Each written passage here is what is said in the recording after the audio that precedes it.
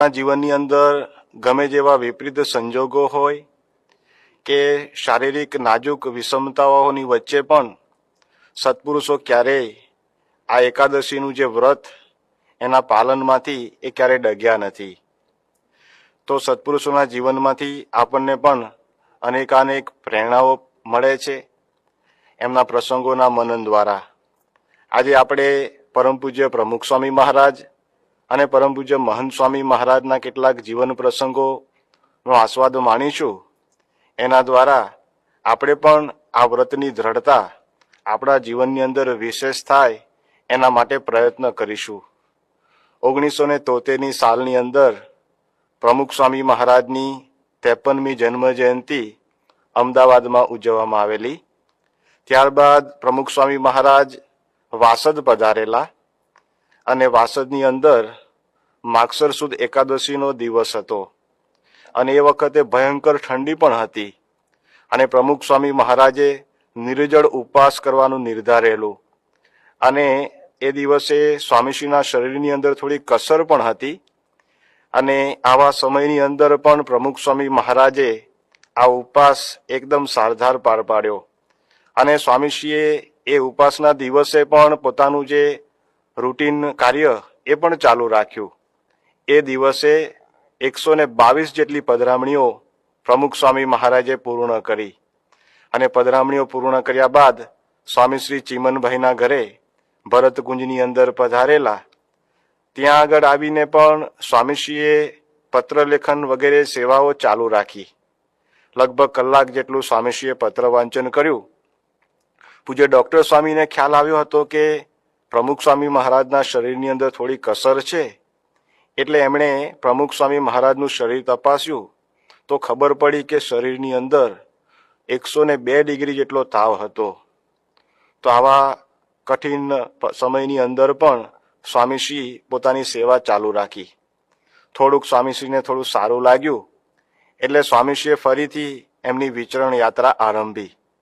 સ્વામીશ્રીએ દિવસે ઓડ ભરોડા થઈ અને સુંદલપુરા ગામની અંદર પધાર્યા. જ્યારે ગામમાં પ્રવેશ્યા એ વખતે રાત્રે ઘણું મોડું થયેલું, રાત્રે 12 વાગી ગયા હતા. ત્યાં પણ સભાનું આયોજન હતું એટલે સ્વામીશ્રીએ રાત્રે 12 વાગે સભા પણ કરી અને બધો જ સભાનો કાર્યક્રમ પતાવી સ્વામીશ્રી મોડી રાત્રે 1 વાગે આરામમાં પધાર્યા. તો આવી કઠિન પરિસ્થિતિની અંદર પણ શરીરની નબળાઈઓની વચ્ચે પણ સ્વામીશ્રીએ પોતાનું જે તપ એ ચાલુ રાખેલું.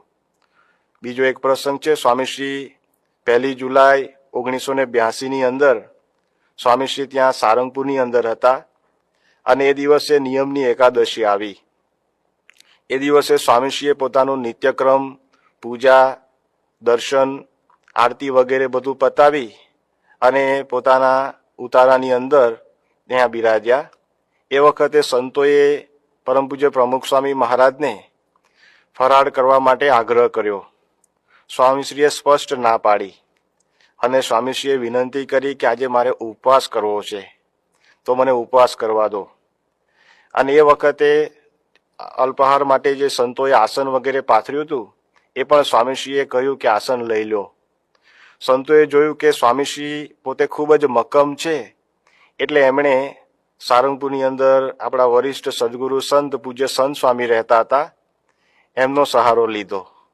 બધા સંતો સંત સ્વામીને બોલાવી લાવ્યા કે સંત સ્વામી આપ બાપાને વિનંતી કરો તો સ્વામીશ્રી કંઈક અંગીકાર કરે.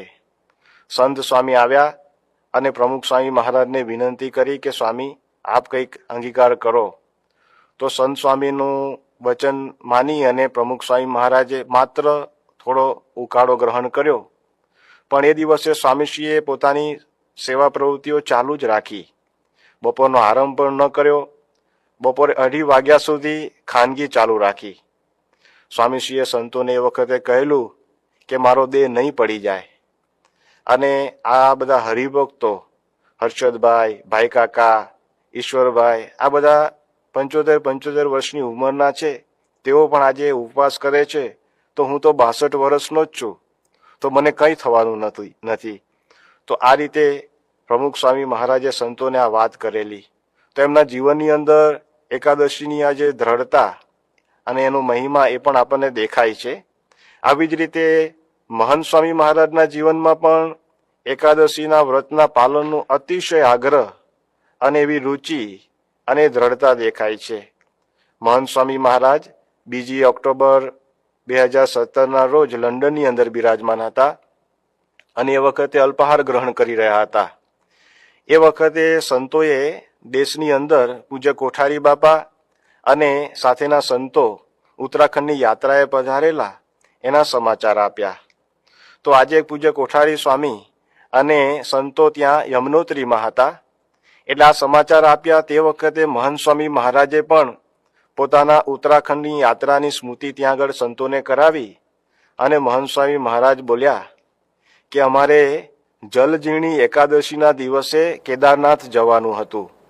કેદારનાથ પર્વત એ ચડવાનું હતું અને ત્યાં આગળ 15 કિલોમીટર જવાનું, 15 કિલોમીટર ચડવાનું અને 15 કિલોમીટર ઉતરવાનું અને એમાં વળી અમે 4 કિલોમીટર તો માર્ગ ભૂલ્યા એટલે એમાં પણ વધારે ચાલવાનું થયું.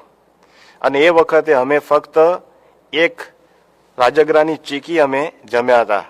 તો આ પ્રસંગની એમણે સ્મૃતિ કરાવી.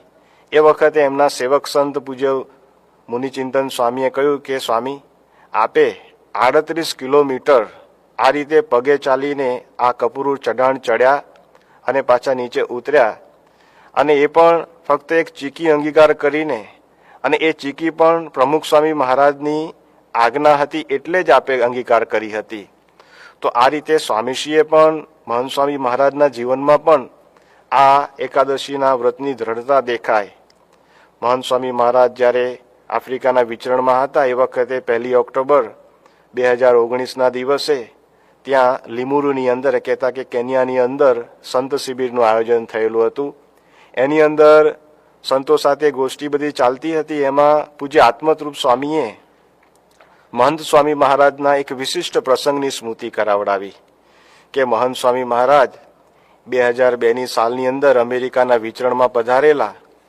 હવે જ્યારે અમેરિકા પધાર્યા એ વખતે શરૂઆતમાં જ એમનું બ્લડ ચેકિંગ કરવામાં આવ્યું તો એ વખતે કોલેસ્ટ્રોલ થોડું હાઈ આવ્યું એટલે ડૉક્ટરોની સલાહથી એમને દવા પણ શરૂ કરવાની થઈ અને સાથે સાથે એમનું જે વિચરણ પણ ચાલુ થવાનું હતું એટલે સ્વામીશ્રી વિચરણમાં નીકળ્યા તો એમનું સ્વાસ્થ્ય પણ થોડું નબળું હતું, પણ સ્વામીશ્રીએ વિચરણ ચાલુ રાખ્યું.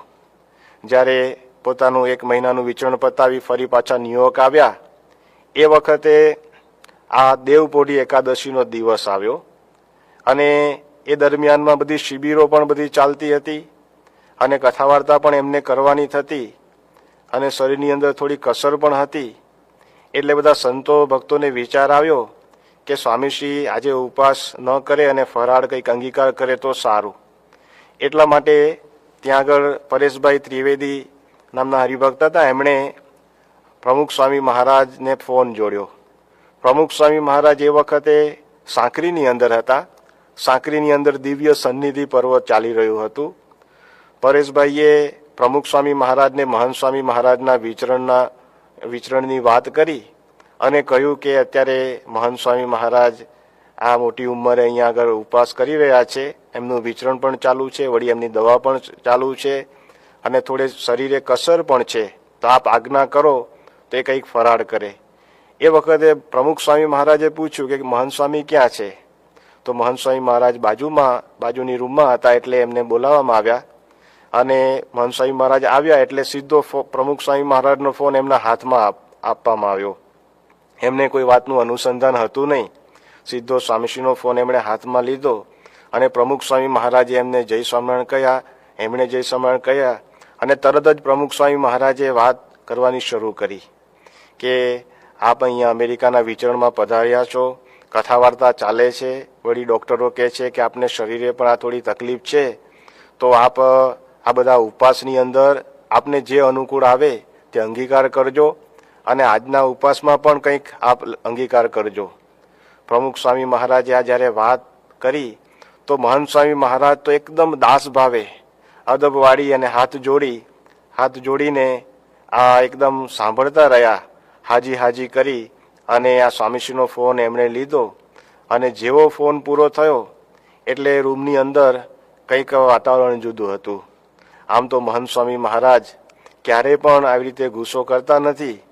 પણ આ દિવસે મહંત સ્વામી મહારાજ એકદમ આજુબાજુમાં જે સંતો હરિભક્તો હતા એમને જોઈ અને એકદમ કડક સ્વરથી બોલ્યા કે કોણ ડાયું થયું, કે મારાથી ઉપવાસ તો થાય જ છે ને, અને આટલા વર્ષો સુધી આપણે કર્યું તો કાંઈ થયું નથી, તો અત્યારે શું થવાનું છે?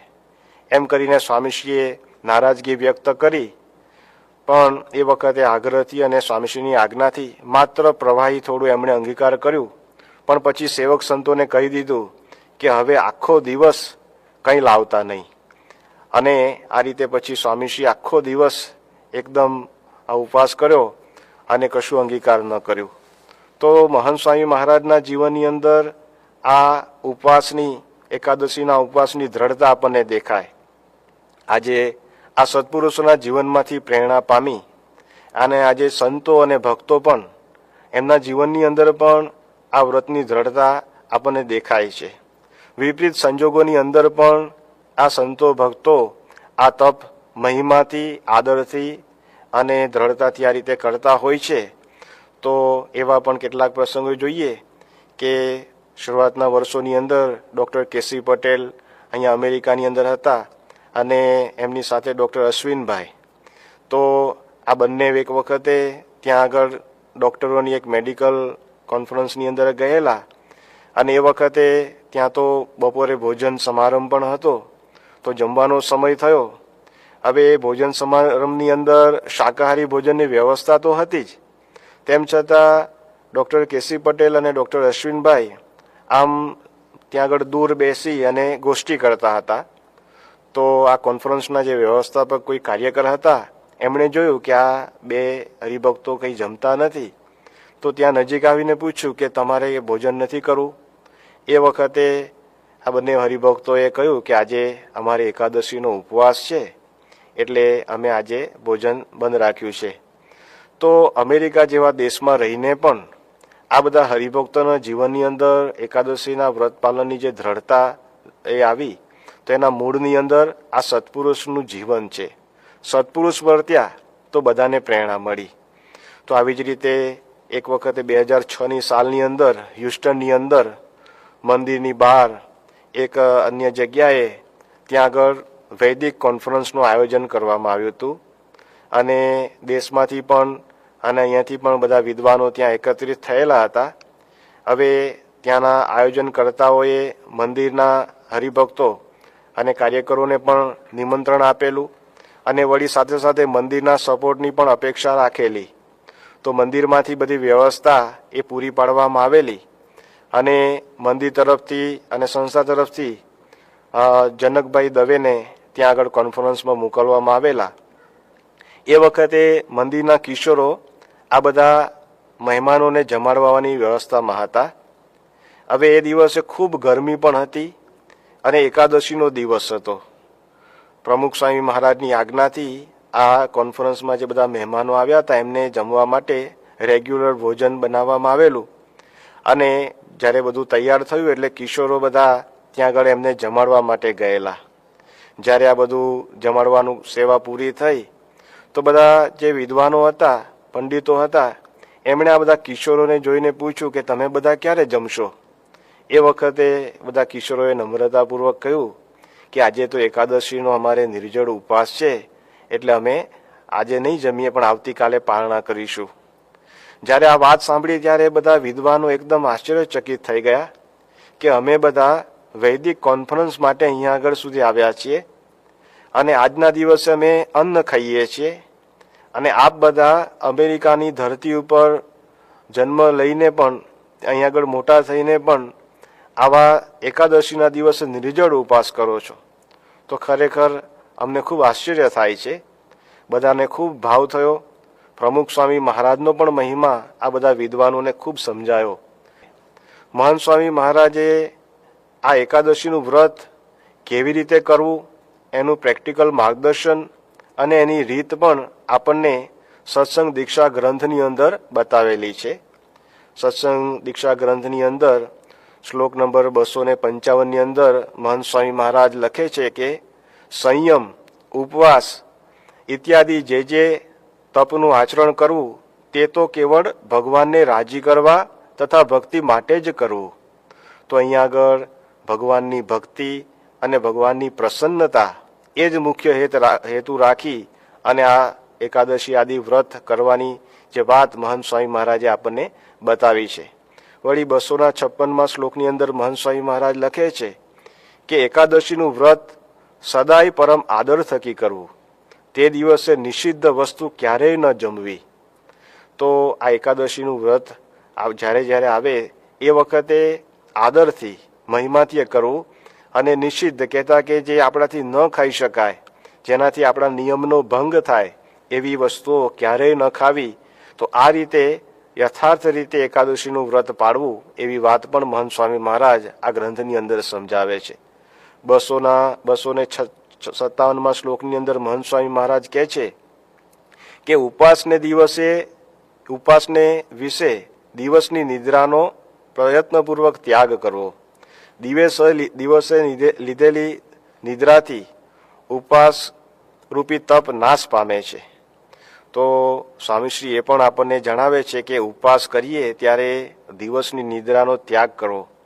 અને હાલમાં તો મહંત સ્વામી મહારાજ રાત્રિ જાગરણનો પણ ખૂબ આગ્રહ રાખે છે. એવા ઘણા બધા પ્રસંગો છે કે સ્વામીશ્રી જે કોઈ આ રીતે મોડી રાત્રે 12 વાગ્યા સુધી જાગે એના ઉપર ખૂબ રાજીપો પણ દર્શાવે છે. જાન્યુઆરી 2019ના દિવસે મહંત સ્વામી મહારાજ મુંબઈની અંદર હતા અને એ વખતે પોતાના કક્ષની અંદર હતા. એ વખતે કેટલાક સંતોએ એક યાદી મોકલેલી હતી. એમાં સારંગપુરથી પૂજ્ય આત્મતૃપ્ત સ્વામી અને અમેરિકાથી પૂજ્ય કૃષ્ણપ્રેમ સ્વામી અને આનંદાનંદ સ્વામીએ જે બધા યુવકો અને સંતો વગેરે બધા જાગરણ કરતા હોય એની યાદી મોકલેલી. તો મહંત સ્વામી મહારાજ એ યાદી જોઈને ખૂબ રાજી થયા અને પછી એમણે ત્યાં સારંગપુર પૂજ્ય આત્મતૃપ્ત સ્વામીને ફોન જોડાવ્યો અને પછી એમણે ત્યાં આગળ કહ્યું કે તમે આ જે બધું આ બધાને પ્રેરણા આપો છે બહુ સારું છે અને બસ આ રીતે ચાલુ રાખજો અને આ રીતે મંડળ વધારતા રહેજો. અને પછી સ્વામી બોલ્યા કે કીપ અપ, કે ચાલુ રાખો. અને આ રીતે સ્વામીશ્રીએ ખૂબ રાજીપો બતાવ્યો. તો સ્વામીશ્રીએ આ એકાદશી કેવી રીતે કરવી એની એક રીત પણ આપણને સમજાવી અને આપણને મહિમાથી આદરથી આ વ્રતનું જે પાલન કરવું એવું આપણને સ્વામીશ્રીએ જણાવ્યું. તો ખરેખર આ એકાદશીનું વ્રત આપણા સત્પુરુષોએ એમના જીવનની અંદર ખૂબ દ્રઢતાથી પાલન કર્યું છે એનું. અને એમના જીવનની અંદર ગમે જેવી પરિસ્થિતિની અંદર પણ આ વ્રતને એમણે એકદમ યથાર્થ રીતે પાળ્યું છે અને એમના જીવનમાંથી આપણને પણ ઘણી બધી પ્રેરણા એ પ્રાપ્ત થાય છે. તો આજે મહારાજ સ્વામીના ચરણોમાં એવી પ્રાર્થના કરીએ કે એકાદશીનું આવું પવિત્ર વ્રત આપણે પણ દ્રઢ રીતે પાળીએ અને એ વ્રતના પાલનથી ગુરુહરિ પ્રમુખ સ્વામી મહારાજ અને મહંત સ્વામી મહારાજનો અતિશય રાજીપો આપણે પણ પ્રાપ્ત કરીએ એ જ એમના ચરણોમાં પ્રાર્થના. શ્રી સ્વામિનારાયણ ભગવાનની જય. એકાદશી.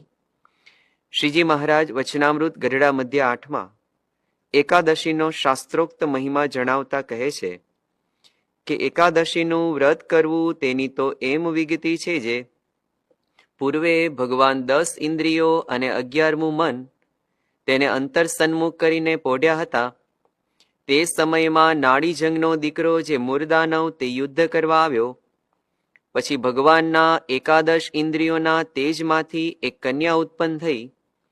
ત્યારે મુરદાનવ કન્યા પ્રત્યે બોલ્યો છે, મારે તો એવી પ્રતિજ્ઞા છે જે મને યુદ્ધમાં જીતે તેને હું વરું.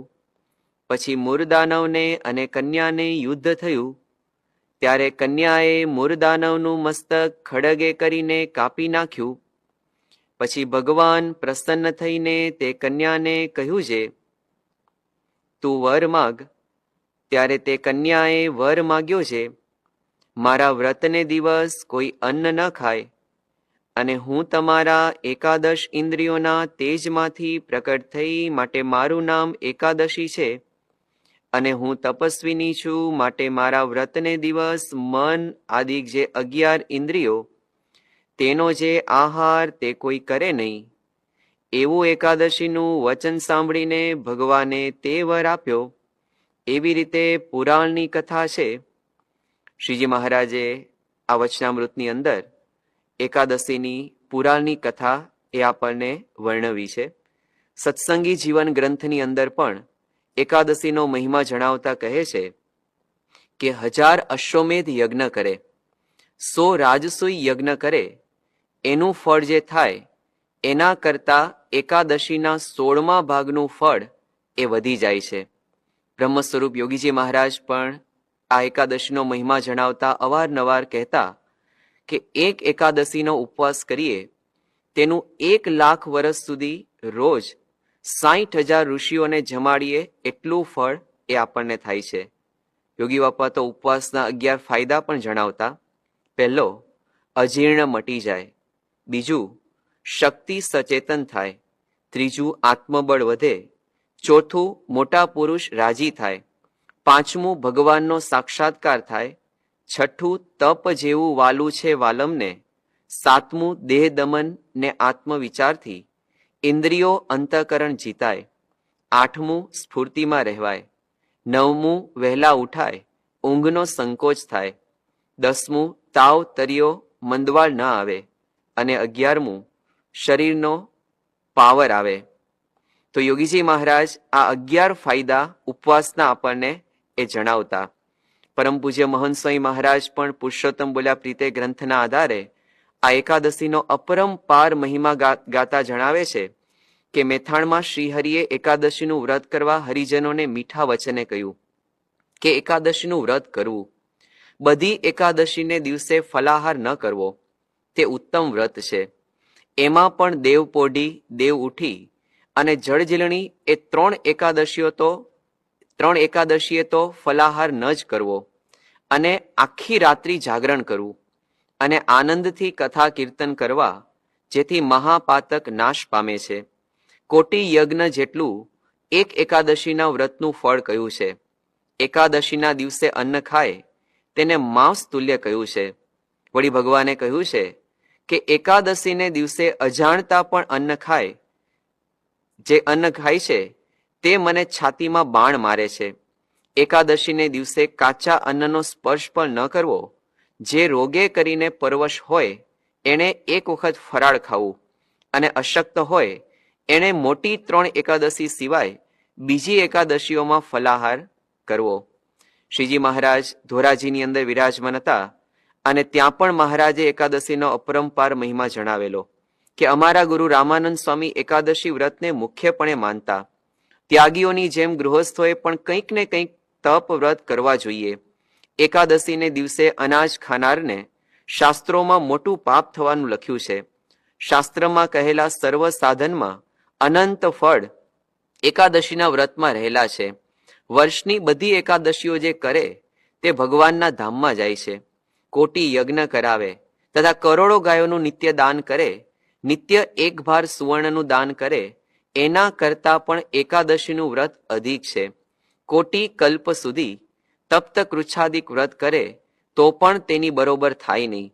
વિધિ સહિત કરેલા તીર્થ માત્રનું ફળ એકાદશીના વ્રતમાં આવી જાય છે. આવી રીતે કોઈ દ્રઢતાથી એકાદશી નિર્જળા કરે, સવારે વહેલા જાગે, દિવસે સૂવે નહીં અને રાત્રિના 12:15 વાગ્યા સુધી કથા કીર્તન કરીને જાગરણ કરે તો એના પર મહંત સ્વામી મહારાજ ખૂબ જ રાજીપો દર્શાવે છે. અને મહંત સ્વામી મહારાજ કહે છે કે trillions and trillions of dollars તમે એ કમાયા. મહંત સ્વામી મહારાજને એકવાર સેવક સંતોએ પ્રશ્ન પૂછેલો. તારીખ હતી 30/5/2019. વૈશાખ વદ એકાદશીનો પવિત્ર દિવસ હતો અને મહંત સ્વામી મહારાજને પૂછ્યું કે સ્વામી આપ ટ્રિલિયન્સ એન્ડ ટ્રિલિયન્સ ઓફ ડોલર્સની વાત કરો છો તો એનાથી શું લાભ થાય? તો મહંત સ્વામી મહારાજે 3 મુદ્દા જણાવ્યા. પહેલી વાત કરી કે મોક્ષમાં પરિણમે. બીજી વાત કરી કે મહારાજનો રાજીપો વધતો જાય અને ત્રીજી વાત કરી કે અંતઃકરણ પ્યોર થાય. આપણને જે ગુણિયલ ગુણાતીત પરંપરા મળી છે એમણે ફક્ત આપણને વાતો જ નથી કરી પરંતુ પોતાના વર્તન દ્વારા આપણને શીખવ્યું છે. પોતે પાડીને પછી પડાવ્યું, નિજ જનને દઈને ઘણું જ્ઞાન.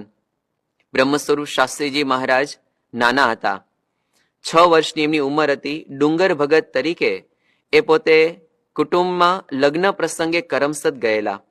લગ્નને દિવસે એકાદશી હતી આથી ડુંગર ભગતે ઉપવાસ કરેલો. મોટા ભાઈએ ઉપવાસ છોડવા આગ્રહ કર્યો. ડુંગરભાઈએ કહ્યું, મેં શાસ્ત્રમાંથી સાંભળ્યું છે કે એકાદશીને દિવસે અન્ન ખાવું તે માંસ અને મદિરાના આહાર બરાબર છે, માટે હું તો નહીં જ જમું. જાનમાં આવનાર લગભગ 400 કુટુંબીજનોએ બપોર સુધીમાં સમજાવ્યા. કોઈનું ન માન્યું. એક જ રડ કે એકાદશીએ અનાજ ન જ ખવાય. આખા કરમસદના લોકો આ બાળ ભક્તરાજના ડુંગર ભગતના દર્શને આવ્યા અને બાળક પ્રત્યેના પ્રેમને કારણે સૌએ હઠાગ્રહ છોડી આણંદથી બરફી પેંડા મંગાવી અને ફરાળ કરાવ્યું. શ્રીજી મહારાજે કારેણીના 3જા વચનામૃતમાં જે વાત કરી કે સારો હોય તે તો બાળકપણામાંથી જ જણાય. નાનપણની આ દ્રઢતા બ્રહ્મ સ્વરૂપ શાસ્ત્રીજી મહારાજના જીવનમાં છેલ્લા શ્વાસ સુધી આપણને દેખાય છે. શાસ્ત્રીજી મહારાજ 85 વર્ષની ઉંમર સુધી નિર્જળા ઉપવાસ એ કરતા. આવી જ દ્રઢતા આપણે ગુરુહરિ પ્રમુખ સ્વામી મહારાજના જીવનમાં પણ જોઈ છે. એક વખત શાંતિલાલ વડોદરા પાસે રાજનગર ગામમાં ગયા. એમની ઉંમર 8-10 વર્ષની હતી. સાથે મિત્રો હતા ને રાજનગરમાં ભાદરણના છોટુભાઈ રહેતા. એમને સંકલ્પ થયો કે એકાદશી હોવાથી છોકરાઓને જમાડવા. વળી શાંતિલાલ ઉપર એમને બહુ હેત હતું, માટે એમને આગ્રહપૂર્વક જમવા બોલાવ્યા. તેઓ પહેલેથી ફરાળી એકાદશી કરતા. શાંતિલાલ કહે, મારે એકાદશી છે. છોટુભાઈએ ખૂબ આગ્રહ કર્યો. શાંતિલાલ રડી પડ્યા. પછી છોટુભાઈએ એમની તપની રુચિ જોઈ ફરાળ મંગાવીને જમાડ્યા. આ દ્રઢતા એમના જીવનમાં આપણે મોટી ઉંમર સુધી જોયેલી છે. ઈસવીસન 2002ની સાલની અંદર પરમ પૂજ્ય પ્રમુખ સ્વામી મહારાજ અમદાવાદમાં વિરાજમાન હતા. એકાદશીનો દિવસ હતો અને સ્વામી બાપાની તબિયત થોડી ખરાબ હતી. 102 ડિગ્રી એમને તાવ આવેલો. રાત્રે પ્રમુખ સ્વામી મહારાજ ફરાળ અંગીકાર કરતા હતા. સામે સંતો દર્શન કરવા માટે બેઠા હતા. એમાંના એક સંતે પ્રમુખ સ્વામી મહારાજને વાત કરી કે સ્વામી, માંદગીમાં ફરાળ ના ફાવે, ખીચડી અને મગ જેવું હોય તો સારું, અને ધર્મામૃત પ્રમાણે 80 વર્ષની ઉંમર પછી ફરાળ કરાય, ફરાળની જગ્યાએ અનાજ વગેરે ખાઈ શકાય એવું કહ્યું છે, લખ્યું છે. એ વખતે પ્રમુખ સ્વામી મહારાજ બોલ્યા કે શાસ્ત્રીજી મહારાજ અને યોગીજી મહારાજ કોઈએ 80 વર્ષની ઉંમર પછી પણ એકાદશીએ તો અનાજ ખાધું જ નથી. પોતાના ગુરુની સામે જ કાયમ એમની દ્રષ્ટિ એ રહેતી. મહંત સ્વામી મહારાજના જીવનમાં પણ આવી જ દ્રઢતાના દર્શન એ આપણને અવારનવાર એ થતા રહે છે. નવેમ્બર 2018ની સાલમાં મહંત સ્વામી મહારાજ ભાદરા પધારેલા અને રાત્રિ ભોજન બાદ ભાદરાની અંદર મંદિરમાં પહેલેથી સેવા આપતા સતીશભાઈ મોદીએ એક જબરજસ્ત પ્રસંગ કહ્યો. ઈસવીસન 1983ની સાલની અંદર મહંત સ્વામી મહારાજને પાઇલ્સ એટલે કે હરસની બીમારી થયેલી અને બારડોલીમાં ઓપરેશન કરાવવાનું એ નક્કી થયું. પણ એ દિવસે એકાદશી હતી. તારીખ હતી 19મી ઓગસ્ટ 1983. મહંત સ્વામી મહારાજે નિર્જળા ઉપવાસ કર્યો ને સુરત જઈને પારણા કર્યા. સેવકે પૂછ્યું કે ઓપરેશન હતું છતાં કેમ ઉપવાસ કર્યો? સ્વામીશ્રીએ તરત જ એ તો કરવાનો જ હોય ને એવી મુખ તથા હસ્ત મુદ્રા કરી. સંતોએ પૂછ્યું, છૂટ લઈએ કે પાણી પી લઈએ એવું ના થયું? સ્વામીશ્રીએ દ્રઢ અને સ્પષ્ટતાથી એ ના પાડી. મહંત સ્વામી મહારાજ આજે આપણને જે એકાદશીએ નિર્જળા ઉપવાસની, દિવસે ન સૂવાની અને રાત્રિએ જાગરણ કરવાની જે વાત કરે છે એ એમણે પણ મોટી ઉંમર સુધી એમના જીવનની અંદર એ દ્રઢતાથી એ પાડી છે અને પછી આપણને વાત કરે છે. એપ્રિલ 2019ની સાલની અંદર મહંત સ્વામી મહારાજ સારંગપુરમાં વિરાજમાન હતા અને એ વખતે એકાદશીની વાત નીકળી ત્યારે મહંત સ્વામી મહારાજ એ બોલ્યા કે અમે પણ ઠેઠ 83 વર્ષ થયા ત્યાં સુધી આ રીતે એ વ્રત અને તપ એ કર્યા છે. સદગુરુ નિષ્કુળાનંદ સ્વામીએ જે લખ્યું કે એની રીતે આપણી રે બીજી રીતે બાદ, તો આપણે પણ એકાદશી વ્રતની એ દ્રઢતા કરીએ. નડિયાદના હરિભક્તોએ યોગીજી મહારાજની 77મી જન્મ જયંતિ ઉજવવાનું આયોજન નક્કી કરેલું. યોગીજી મહારાજ નડિયાદ પધારેલા. તારીખ હતી 21/5/1968. દશમની સવારે શૌચ પછી હસ્ત પ્રક્ષાલન કરતા કરતા યોગી બાપા કે આવતીકાલે એકાદશી છે, તો કહો કેટલા યુવકો નિર્જળા ઉપવાસ કરશે? બાથરૂમમાં 6-7 યુવકો ઉભા હતા. બધા એક સાથે બોલી ઉઠ્યા, અમે બધા નિર્જળા ઉપવાસ કરીશું. ત્યારે યોગી બાપા કહે, આવતીકાલે 101 યુવકો નિર્જળા ઉપવાસ કરે એવો સંકલ્પ થાય છે.